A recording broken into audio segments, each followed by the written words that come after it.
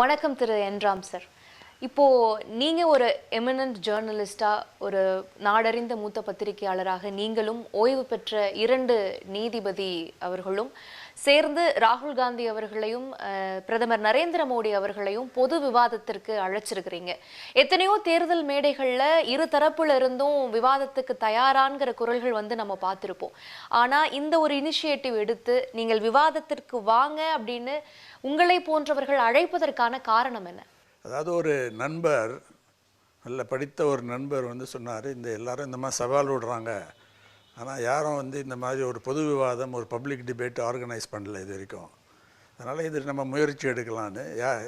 ரொம்ப அதிகமான நபர்களை சேர்க்குறது யூஸ் இல்லை, ஒரு 3-4 பேர் அப்படின்னு சொல்லும்போது justice Madan Lokur, justice AB Shah, நான் 3 பேர் இருக்கோம்.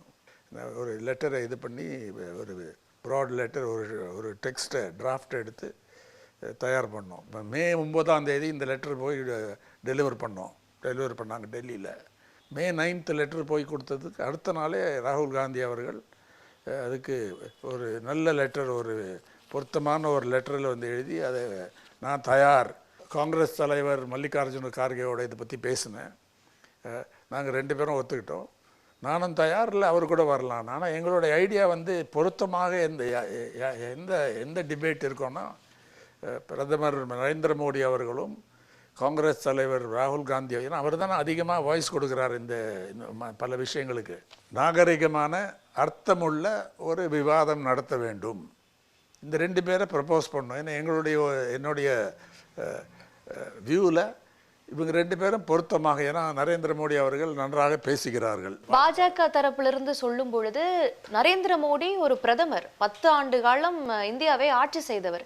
ராகுல் காந்தி அந்த கட்சியினுடைய தலைவரா, அவர் என்ன காங்கிரஸ் கட்சியினுடைய பிரதமர் வேட்பாளரா? நீங்களே இந்தியா கூட்டணின்னு தான் அவங்க போட்டியிடுறாங்க, அதுல யார் வேணாலும் பிரதமர் வேட்பாளராக இருக்கலாம். எப்படி நீங்க பிரதமர் மோடிக்கு ஈக்குவலா ராகுல் காந்தியை அந்த இடத்துல விவாதத்திற்கு அழைக்கலாம்னு சொல்றாங்க?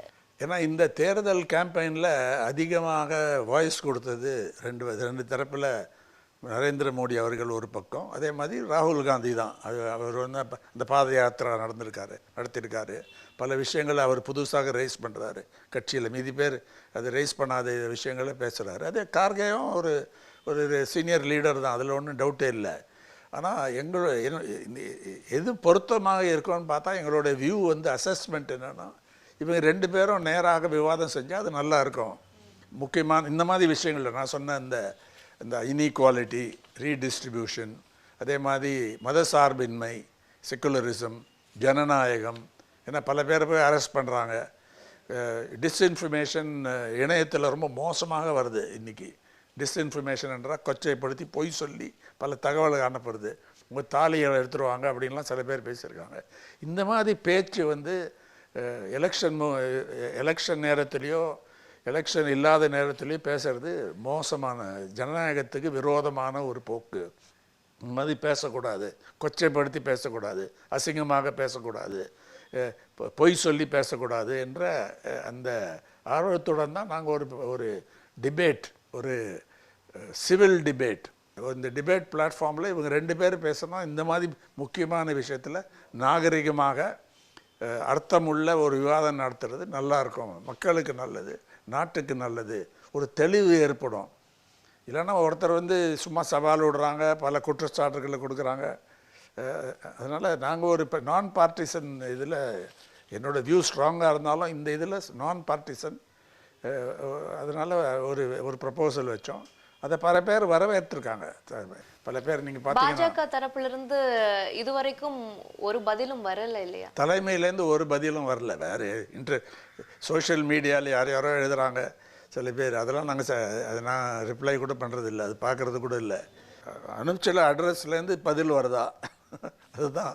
இப்போ ராகுல் காந்தி நான் தயார் அப்படின்னு சொல்கிறாரு, ஆனால் திரு நரேந்திர மோடி அவர்கள் தரப்புலேருந்து ஒரு பதிலுமே வரல அப்படின்றப்ப, இப்போ அமெரிக்க தேர்தல்களில் எல்லாம் பிரசிடென்ஷியல் வேட்பாளர்கள் பொது விவாதத்தில் பங்கு கொள்றதை நம்ம பார்த்துருக்குறோம். உங்களை போல ஒரு மூத்த பத்திரிகையாளர் பத்திரிகை துறையிலேருந்து அழைப்பு வரும் பொழுது அதை கண்டுக்காமையோ அதை மறுதளிக்கக்கூடிய அளவுக்கோ அந்த பிரைம் மினிஸ்ட்ரியல் போஸ்ட் அவ்வளோ ஒரு பெரிய ஒரு விஷயம் அப்படின்னு பிரதமர் நினைக்கிறாரா? இருக்காரா?